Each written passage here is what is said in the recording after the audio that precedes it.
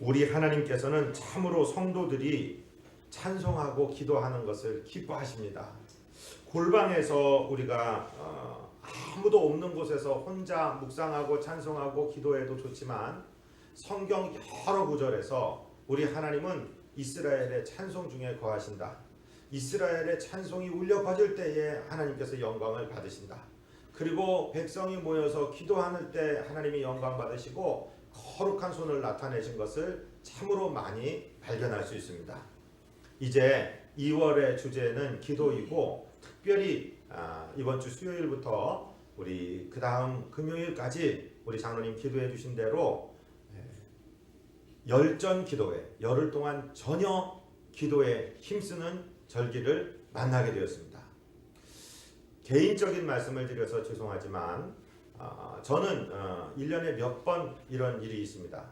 잠에서 깨어났는데 이게 잠이었는지 꿈이었는지 아니면은 깨고 난 다음에 생각한 건지는 잘 모르겠는데 하나님께서 말씀을 주시고 말씀의 주제를 주시는데 이번 열전 기도의 주제가 신유입니다. 하나님께서 직접 주셨습니다. 그리고 10번의 말씀을 쭈루루룩 그냥 순간에 다 주셨습니다. 신유, 우리 성결교회는 4가지의 전도 표제 중에 중생, 성결, 신유, 재림 이 4가지 중에 신유가 있기 때문에 병든 자를 위해서 기도한다, 병이 낫기를 위해서 기도한다는 걸 가지고 지금 무슨 그런 기도를 하냐, 병원이 다 생겨졌는데 이런 논쟁을 할 이유가 없습니다. 왜냐하면 교단적으로 신학적으로 완전히 병자를 위해서 기도하는 것은 정해져 있는 것이고 또 이것이 전도를 위해서 가장 필요한 주제이기 때문에 이것을 해야 되는 것인데요. 이번 열전 기도를 앞두고 하나님께서 이 주제를 주시면서 열흘 동안 전할 말씀까지 다 주셨습니다. 그래서 기대하시고 소망하시고 이 병의 낫기를 위해서 기도하는 신유 기도를 집중적으로 하는 이 열흘 동안의 기간이 되시기를 축복합니다. 그래서 오늘은 특별히 이 기도에 대한 명령의 부분 야고보서 5장 13절로 16절의 말씀을 한 구절 한 구절 공부하면서 왜 병든 사람을 위해서 또 내가 병들었을 때 기도해야 되는가, 또 이 기도는 어떠한 능력을 가지고 있는가, 이것을 공부하기를 원합니다. 우리 먼저 13절을 같이 받들어 읽겠습니다. 아멘. 너희 중에 고난당하는 자가 있느냐, 그는 기도할 것이요 즐거워하는 자가 있느냐, 그는 찬송할지니라. 아멘. 하나님께서는 성도들이 기도하고 찬송하는 것, 함께 서로 모여서 기도하고 찬송하는 것 기뻐하십니다. 고난받을 때만 기도하는 거고 기쁠 때만 찬송하는 거다, 그렇게 생각하시면 말씀을 온전히 깨달은 것이 아닙니다. 하나님은 고난당할 때나 기쁠 때나 어떤 때든지 성도들이 찬송하는 걸 기뻐하시고 어떤 때든지 기도하는 것을 기뻐하신다는 것입니다. 아버지 나를 낳으시고 어머니 나를 기르시니, 그럴 때는 아버지는 낳기만 하고 어머니는 기르기만 합니까? 아니, 낳는데 아버지가 뭐 대단한 일을 했습니까? 그것은 부모님의 낳고 기르시는 은혜를 생각하며 갚으며 살아라, 이 말씀 아니겠습니까? 고난받는 자가 기도하고 즐거워하는 자가 찬송하는 게 아니라 고난을 당하든 즐거움을 만나든 어떤 경우에든 찬송하고 기도하라, 이것은 하나님의 명령입니다. 하나님은 우리가 구하기 전에, 즉 기도하기 전에 우리에게 무엇이 필요한지를 아시는 하나님이심에도 불구하고 우리에게 기도할 것을 명령하고 계신다는 사실을 우리는 기억해야 됩니다. 이제 14절 말씀을 읽겠습니다. 너희 중에 병든 자가 있느냐, 그는 교회의 장로들을 청할 것이요 그들은 주의 이름으로 기름을 바르며 그를 위하여 기도할지니라. 자, 너희 중에 고난당하는 자, 병든 자, 문제를 겪고 있는 자, 무엇인가 기도를 필요로 하는 자가 있느냐? 그들은 교회의 장로들을 청할 것이요 그 청함을 받은 장로들은 주 곧 예수 그리스도의 이름으로 기름을 바르며 기도하라, 이렇게 명령을 내려주고 있습니다. 사랑하고 존경하는 성도 여러분, 누군가에게 기도를 부탁할 수 있는 사람은 성숙한 사람입니다. 교만한 사람은 절대로 남에게 부탁하지 않습니다. 능력이 없기 때문에 기도를 부탁하는 것이 아니라 합심 기도, 서로를 위하여 기도하는 도고의 기도, 중보의 기도가 얼마나 위력적인가를 알기 때문에 기도를 부탁하라, 이 말씀입니다. 예수님을 생각해 보십시오. 마가복음 9장에 보면은 예수님께서 겟세마네 동산에 올라가셔서 제자들에게 나와 함께 깨어있자, 이렇게 말씀하십니다. 그러면서 놀라운 말씀을 읽게 되는데, 내가 심히 고민하여 죽게 됐다. 우리말로 하면 나 죽겠다. 그러니까 얘들아, 나를 위해서 기도 좀 해다오 하는 부탁의 말씀입니다. 잠시 후에, 몇 시간 후에 이 사람들이 당신이 붙잡혀갈 때 겁이 나고 두려워서 도망갈 제자들이라는 사실을 너무도 잘 알고 있는 예수님께서 그들에게 기도 부탁을 하십니다. 철없는 제자들에게 기도 부탁을 하셨다는 것은 기도가 그만큼 중요하다는 것을 우리에게 가르쳐주고 계시는 것입니다. 병든 자가 있느냐? 그는 교회의 장로들을 정할 것이요. 여기서 장로라는 단어에 매이지 마십시오. 아, 장로님만 가시는 거구나. 그게 아닙니다. 교회의 성도들 대표하는 분으로 장로를 기억해 놨고, 우리가 서로를 위하여 기도하는 것이 매우 중요하다는 사실을 지금 말씀하고 있는 것입니다. 기도의 요청을 받은 사람들은 가서 주의 이름으로 기도해라. 여러분, 기도는 우리의 능력이나 우리의 권세로 하는 것이 아니고, 우리를 위해서 십자가 지시고 우리 죄를 담당하시고 우리 죽음의 권세를 깨뜨리시고 우리를 건지시기 위해 부활하신 그 예수 그리스도의 이름으로, 즉 그분의 결제를 받아서 그분을 대신해서 그분이 올릴 만한 기도를 드리는 것이 주의 이름으로 기도하는 것입니다. 예수 이름으로 기도하라는 것입니다. 그런데 우리가 조금 이해하기 어려운 단어가 등장을 하고 있습니다. 기름을 바르며 기도하라. 이 해석은 여러 가지가 있지만 첫 번째는 문자적인 해석이 있어요. 제가 신육 기도를 많이 했는데 저하고 함께 기도하는 많은 분들 중에 저보다 연배들이 주로 이제 그런 분들이 계셨는데, 기도를 하다가 갑자기 작은 유리병을 꺼냅니다. 이 양복의 이 안에 보면 담배 피우는 사람들은 여기다 담배를 넣어 다니는 이 것이 있고, 저 같은 경우 여기다 명함을 넣어서 다닐 때가 있는데, 어떤 선배님은 여기서 유리병을 딱 꺼내요. 그 기름이 뭐 백화유였는지 무슨 유였는지는 모르겠는데, 거기서 기름을 꺼내서 손에 찍어서 기도를 받으시는 그 환자의 이마에다가 십자가를 다 기름으로 바르시고 손을 얹고 기도하십니다. 좋은 방법이라고 생각합니다. 왜냐하면 나는 성경에 대해서 해석하지 않고 그냥 성경에 써있는 문자 그대로 나는 해석한다. 기름을 바르라고 그랬으니까 나는 기름을 바른다, 이렇게 말씀하시더라고요. 그래요. 문자적으로 해석하는 것도 옳습니다. 그런데 한번 생각해 보세요. 성경의 시대에 이 기름은 무엇을 의미했는가? 특별히 원어적으로 이 기름은 들기름, 콩기름 이런 기름이 아니라 올리브유를 말합니다. 올리브유가 성경에 어디에서 쓰였는지 제가 한번 읽어드릴게요. 이사야서 1장에 보면은 이사야 선지자가 이스라엘 백성들을 경고하는 메시지로 시작합니다. 소도 그 주인을 알고 나귀도 그 구유를 알건만은 이스라엘 백성은 창조주이고 자기들의 하나님인 나를 잃어버렸다, 이러면서 말씀을 하시는 거예요. 거기 그 구절에 이사야 1장 5절부터 6절이 있는데 우리 주보에도 기록되었네요. 같이 한번 읽어볼까요? 너희가 어찌하여 매를 더 맞으려고 회역을 거듭하느냐? 온 머리는 병들었고 온 마음은 피곤하였으며 발바닥에서 머리까지 성한 곳이 없이 상한 것과 터진 것과 새로 맞은 흔적뿐이거늘 그것을 짜며 싸매며 기름으로 부드럽게 함을 받지 못하였도다. 기름이 터진 상처, 찢어진 상처, 고름이 나오는 굶은 상처를 짜고 싸매고 기름을 뿌리는구나. 이 기름이 진정작용을 하고 또는 소염작용을 하고 소독작용을 하는 거구나. 의료적인 행위에 올리브유가 써있구나 하는 것을 깨달을 수 있죠.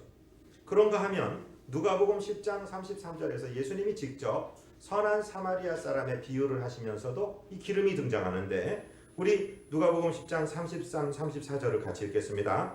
어떤 사마리아 사람은 여행하는 중 거기 이르러 그를 보고 불쌍히 여겨 가까이 가서 기름과 포도주를 그 상처에 붓고 싸매고 자기 짐승에 태워 주막으로 데리고 가서 돌보아 주니라. 자, 이 강도 만난 사람은 몽둥이로 맞았는지 흉기로 맞았는지 하여튼 찔리고 터지고 이런 상처로 덮인 사람인데요. 그 환부에 그 상처에 기름과 포도주를 부었다. 이때 기름이 올리브유를 말하는 것입니다.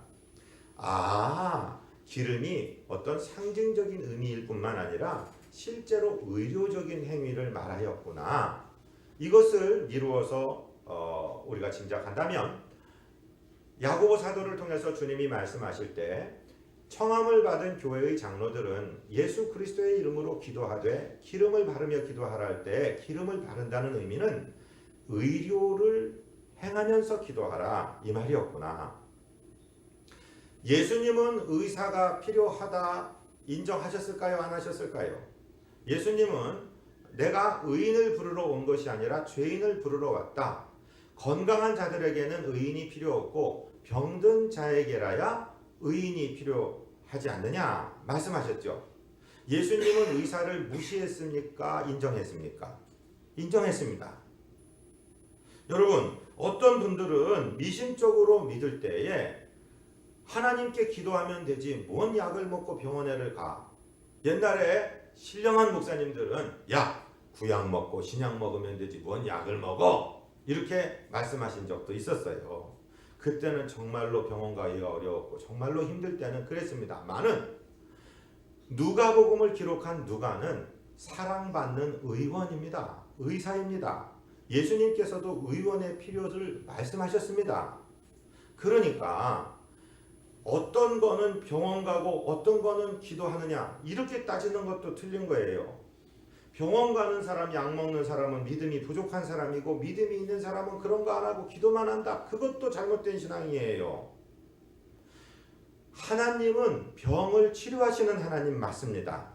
그런데 하나님의 지혜로 병원도 생겼고 의사 선생님들도 생겼고 의약품도 생기는 것입니다. 신실한 의원들, 여기도 지금 의과대학교 교수님이 계시지만은 여러분 의원들도 내과를 하든 한의를 하든 외과를 하든 처방하기 전에 수술하기 전에 기도하고 하십니다. 하나님이 그 채널들을 사용하시는 것입니다. 목사님들도 병원에도 계시고 병원 신방도 갑니다. 그러니까 약을 하나를 먹더라도 약을 하나를 먹이더라도 하나님 이 약이 들어가서 제 작용을 잘하게 해서 병을 고치게 하여 주옵소서 기도하고 먹이는 거예요. 기도하고 진단받고 기도하고 수술받고 기도하고 약을 먹고 아멘. 그런데 어떤 병은 병원에서는 이제 의학적으로는 도저히 할 수 없습니다 하는 병은 어떻게 하겠어요? 그건 전적으로 하나님께 매달려야 되겠죠. 오늘 이 야고보서 5장 14절의 말씀이 기름을 바르며 기도하라는 말씀은 교회 다니는 사람, 예수 믿는 사람은 병원 가면 안 된다라는 그런 바보 같고 무식한 소리를 하지 않도록 기름을 바르며 의료 행위를 하며 기도하라고 하나님께서 만들어주신 말씀인 줄로 믿으시기를 바랍니다. 하나님께서 그렇게 우리에게 명령을 해주고 계시는 것입니다. 이제 우리 15절 말씀을 같이 읽습니다. 믿음의 기도는 병든 자를 구원하리니 주께서 그들을 일으키시리라. 혹시 죄를 범하였을지라도 사하심을 받으리라. 아멘. 자, 믿음의 기도는 병든 자를 구한다. 누워있는 자라도 믿음의 기도가 응답이 되면 일어나게 된다. 죄를 범했을지라도 사하심, 즉 용서하심을 받게 된다. 그러니까 죄와 병 사이에 어떤 연관을 지금 말씀하고 계시는 것입니다. 그런데 모든 죄가, 모든 병이 그 사람 죄 때문에 왔다라고 말하는 것은 절대로 잘못된 것입니다. 날 때부터 보지 못하는 사람에 대해서 제자들이 예수님, 이 사람 죄 때문에 이런 결과가 났어요? 아니면 부모 죄 때문에 이렇게 태어난 거예요? 라고 여쭤보자 예수님이 그게 아니다. 이 사람을 통해 하나님의 영광을 드러내려 하는 것이다. 말씀하신 것이니까 죄와 질병이 아무 상관이 없다 그러는 것도 틀리는 것이고 모든 병이 죄 때문에 왔다 하는 것도 틀리는 거예요. 그런데 병과 죄는 아주 긴밀한 관계를 가지고 있습니다. 정말로 때로는 어떤 병은 죄 때문에 오기도 합니다. 나의 죄 때문이기도 하고 다른 사람이 죄를 저지르고 다른 사람이 식품을 이상한 걸 만들고 다른 사람이 이상한 병균을 만들었는데 내가 피해를 보는 다른 사람의 죄 때문에 겪는 경우도 있겠죠. 그런데 죄가 다 병이 하나의 원인으로 오는 것은 아닙니다. 병은 유전적으로 발생하는 것도 있고 또 환경이 오염되어서 오염된 것들 때문에 바이러스가 감염이 돼서 오는 것도 있고 어떤 거는 내가 생활 습관이 잘못돼서 그 습관 때문에 오는 것도 있고 어떤 것은 다른 사람이 저지른 죄 때문에 죄 없는 사람이 받는 그런 병도 있고 어떤 것은 직접 자기가 저지른 죄 때문에 그 죄의 결과로 오는 것도 있고 또 어떤 것은 정말로 하나님의 영광을 나타내기 위해서 병이 잠시 왔다가 하나님의 목적을 이루고 가는 병도 있다 이 말씀이에요. 그러니까 모든 것을 일반화시키면 안 됩니다. 그런데 중요한 것은 병과 죄가 연관이 있기는 있다 하는 것을 우리는 기억해야 됩니다. 예수님 오시기 700년 전에 예언한 이사야가 예수님에 대해서 예언하면서 이사야 53장 5절에 이렇게 예언했죠. 우리 같이 읽겠습니다. 그가 찔림은 우리의 허물 때문이요 그가 상함은 우리의 죄악 때문이라. 그가 징계를 받음으로 우리가 평화를 누리고 그가 채찍에 맞음으로 우리는 나음을 받았도다. 병이 어디서 왔냐가 중요한 게 아니라 이제 오실 메시아 그 예수 그리스도께서 당신이 우리가 받아야 될 형벌을 당하셔서 하나님과 원수가 된 우리의 죄를 씻으시고 하나님과 우리 사이를 평화롭게 하시고 그 징계를 받음으로 우리에게 평화를 가져다 주시고 당신이 채찍질을 당하심으로 우리 육신의 질고를 담당하시고 우리의 병을 낫게 하신다라고 말씀하셨는데 이 예언의 말씀이 700여 년 후에 우리 구주 예수 그리스도께서 십자가에서 그 고통 받으시며 다 이루었다라고 말씀하시는 순간에 이 예언의 말씀이 이루어졌고 저와 여러분은 십자가에 못 박히셔서 나의 질고 나의 죄와 질병의 문제, 고통의 문제를 해결하신 예수 그리스도의 이름으로 기도할 때 우리가 죄 씻음을 받고 몸도 깨끗하게 나음을 받는다. 이것이 성경이 가르치는 진리의 말씀입니다. 이 말씀을 믿게 되시기를 주님 이름으로 축복드립니다. 죄도 용서되고 병도 고침받고 우리 주님은 병만 고치시는 것이 아니라 그 병의 뿌리가 될 수 있는 죄까지 깨끗하게 용서하시는 권능을 가지고 계신 분이라는 사실을 우리는 깨달아야 되는 것입니다.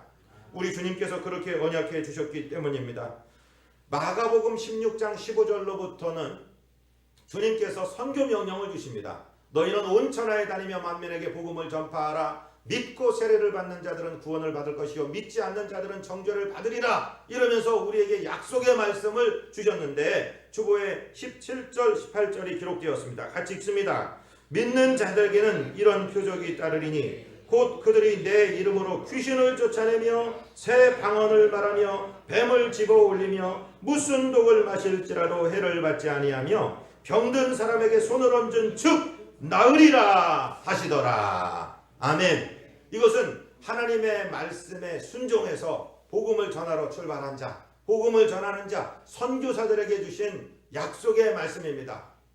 네가 병을 고쳐라 이렇게 말씀하신 부분도 있어요. 그런데 오늘 이 마가복음 16장 18절 말씀에서는 병든 자에게 손을 얹어라. 내가 고칠 테니까 손을 얹은 즉 나으리라.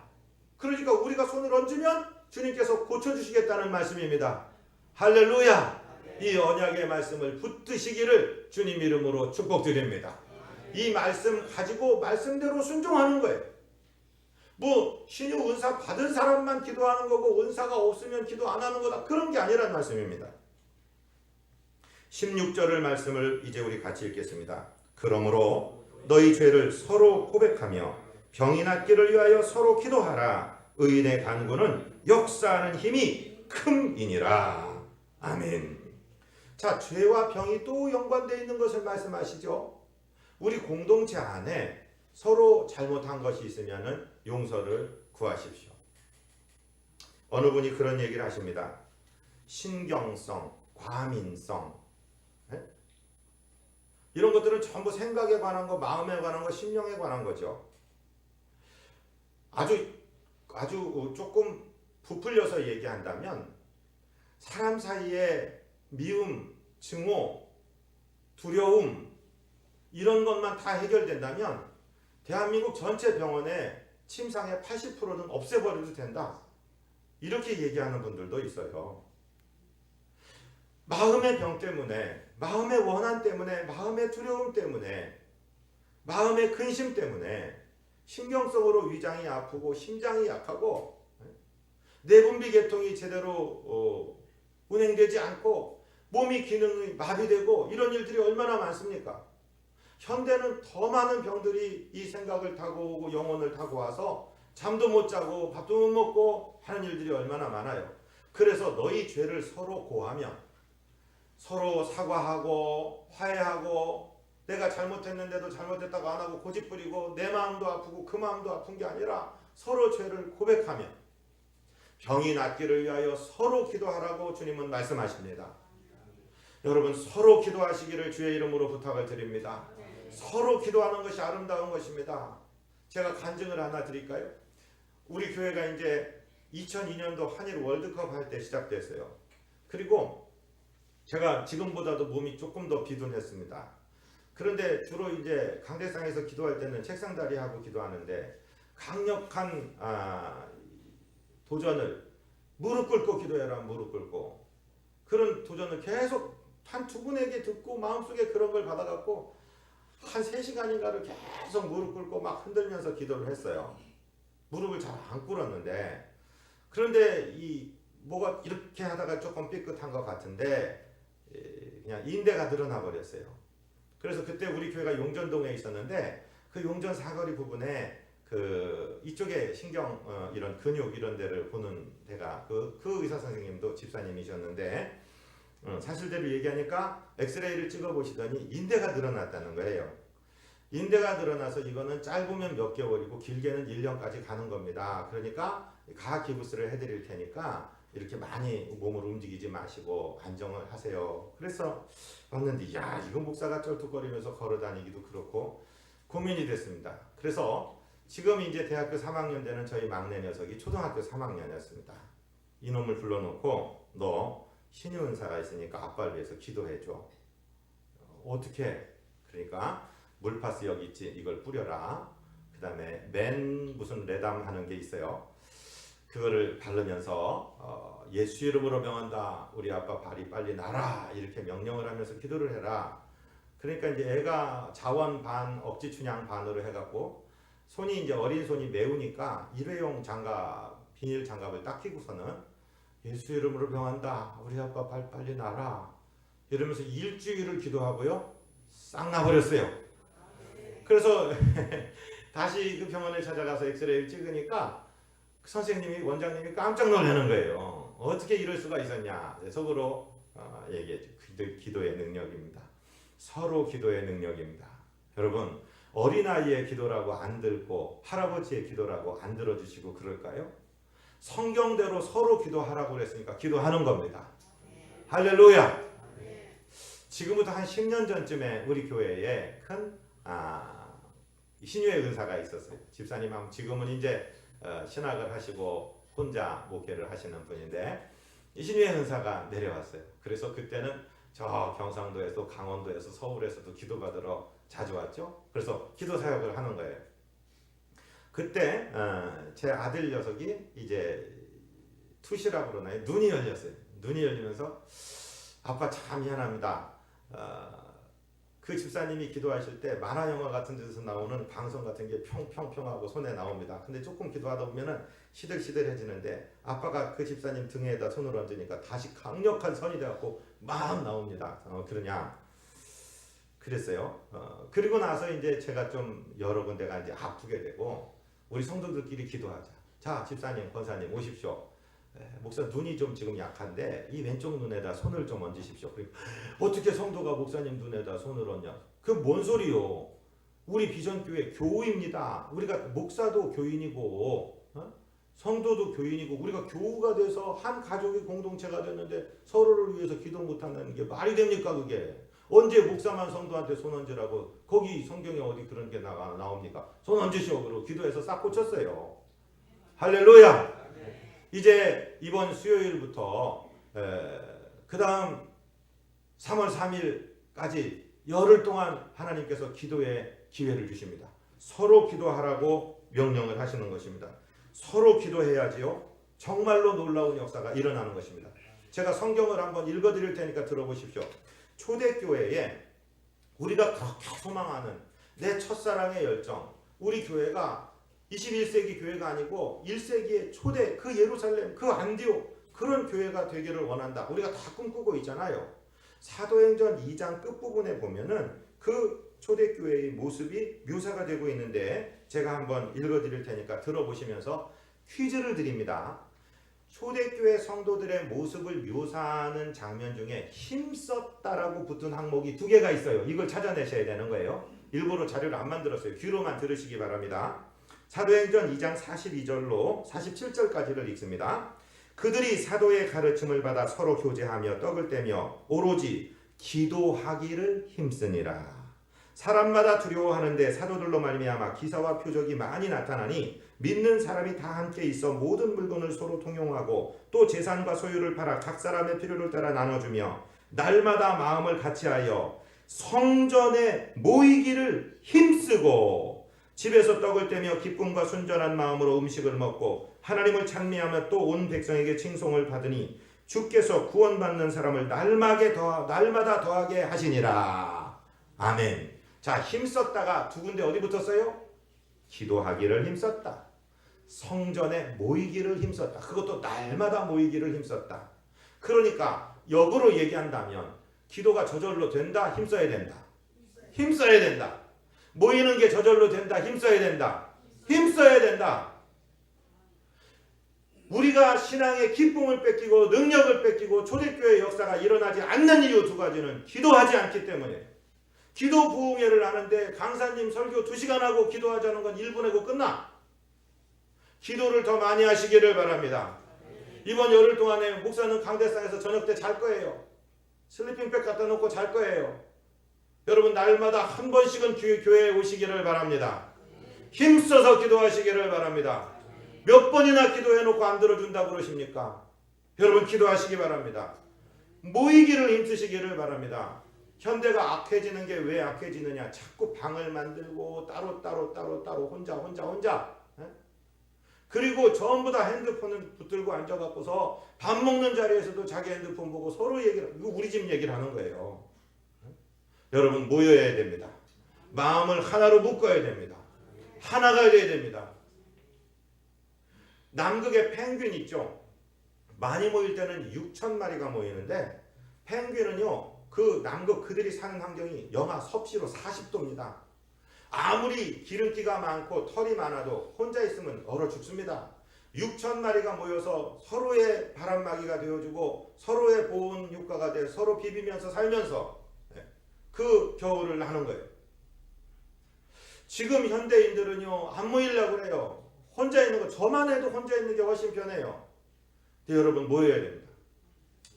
미국에 가면은 캘리포니아에 있는 레드우드라는 그 숲이 있대. 그 나무가 있대요. 우리말로는 미국 삼나무라고 얘기하는 나무인데 이 나무가요 높이가 110m까지 키가 큰데 110m. 그리고 이 나무가 180년 정도를 산대요. 그러면 막 캐나다에 있는 나무처럼 엄청나게 굵을까? 그렇지 않대요. 직경이 90cm 정도밖에 1m도 안 되는 거예요. 그 굵기를 갖고 110m로 올라가는데 아 뿌리가 엄청나게 깊겠구나. 그렇지도 않아요. 뿌리도 90cm, 길어야 1m.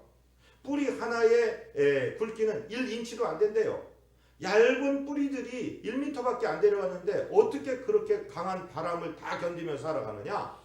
이 뿌리들이요 옆으로 쫙 뻗었는데요 그물망처럼 얽혀갖고 서로를 꽉 붙들어주는데 동산 하나가 그 레드우드로 가득 덮여있는 어떤 폭풍이 불어도 견뎌낸다는 겁니다. 사랑하고 존경하는 성도 여러분 혼자 있는 게 편해요. 그런데 왜 교회를 이루고, 교회도 큰 교회도 아니고 작은 교회 전부 다 당번을 짜갖고 식당에 들어가야 되고 무슨 그룹에 소그룹에 들어가야 되고 그러니까 큰 교회 뒤에 살짝 앉아있다 11조나 던져놓고 가도 그것도 신앙생활이고 그것도 괜찮은 걸 거예요. 요즘에 얼마나 인터넷이 발달되어 있고 유튜브가 있고 기라성 같은 목사님들이 설교를 하고 손바닥에서도 설교를 다 들을 수 있는데 왜 교회까지 오십니까? 왜 교회에 소속이 되셔서 일하시고 그러십니까? 함께 기도하는 것, 연대해서 기도하는 것, 서로 힘을 합해서 서로 기도하는 것에 능력이 있기 때문인 줄로 믿으시기 바랍니다. 옆에 분한테 나의 기도 동지여 내 옆에 앉아주셔서 감사합니다. 축복 좀 해주시기 바랍니다. 할렐루야. 가정이 모여서 기도하시기 바랍니다. 여러분 소그룹으로 모이는 거 우습게 생각하지 마시기 바랍니다. 소그룹의 말씀을 잘 못 나누셔도 상관없습니다. 나 이것 위해서 기도해 주십시오. 기도를 요청하는 사람이 성숙한 사람입니다. 서로 기도하고 합심해서 기도할 때 놀라운 역사가 일어나고 이제 기도의 절기 우리 열전 기도회는 뭐냐면요 열흘 동안 전혀 기도에 힘쓰는 절기입니다. 이 절기 동안에 기도해서 우리 2017년 봄은 건강한 모습으로 맞으시기를 바랍니다. 질병을 털어놓고 맞으시기를 바랍니다. 우리 교회 참 감사한 게요. 병이 잘 안 들고 병든 사람도 잘 고쳐져요. 그리고 잘 안 죽어요. 장례 예배 우리가 어르신들 예배는 드리는데요. 그렇죠? 죽으려면 딴 교회 가서 죽어요. 죽으면 죽여버릴게요. 할렐루야. 제가 예수님 설교를 잘 보니까 예수님이 장례식 설교 어떻게 했나 보니까 없어요. 예수님 장례식 설교는 다 고쳐버렸어. 다 일으켜버렸어. 나인성 과부도 살려내고 야이로의 딸도 살려내고 달리 다굼에서 일으키고 할렐루야. 기도하시기 바랍니다. 기도의 절기를 정해주셨습니다. 신육기도는 늘 해야 되는 것이고 아무 때나 기도할 수 있지만 이렇게 절기를 정해놓고 기도하는 것은요 아무 때나 하는 건 아니에요. 이번 기회를 놓치지 않게 되시기를 주님 이름으로 축복드립니다. 저 인도네시아 있을 때는요 365일 기도했어요. 100일 기도는 그냥 보통 했어요. 열흘도 못합니까? 열흘도. 여러분 퇴근하고 교회로 오십시오. 식사 안 하시면 교회에서 라면도 끓여 잡수고 막 먹을 거 많습니다. 잡수시고 간단하게 잡수시고 그래서 7시 반, 7시 안 하고 8시 하는 거예요. 오셔서 오래 안 합니다. 찬양하고 말씀 듣는 건 1시간으로 끝나고 그 다음에 기도하고 제가 기도 원하시는 분은 강대상으로 올라오시면 누구든지 안수해서 기도드리고 이번 이 기도회를 통해서 우리 신유사역팀이 다시 부흥되기를 원합니다. 그래서 놀라운 역사가 다시 한번 교회에 주신 특권의 은사들이 회복되기를 원합니다. 이렇게 기도하셔서 승리하시는 저와 여러분 되시기를 주님 이름으로 축복드립니다. 하나님 우리 아버지 우리 주님의 은총 가운데 아름다운 기도의 절기를 허락해 주신 것 감사합니다. 하나님 모여서 서로를 위하여 기도하게 하여 주시고 응답받게 하여 주시고 하나님께서 내 몸도 만지시는구나. 우리 하나님은 박물관에 계신 하나님이 아니라 지금도 살아서 역사하시는 하나님이시구나 깨달으면서 전도하는 종들 되도록 우리를 사용하여 주옵소서. 예수 그리스도 이름으로 믿사옵고 축복하고 간구하옵나이다. 아멘.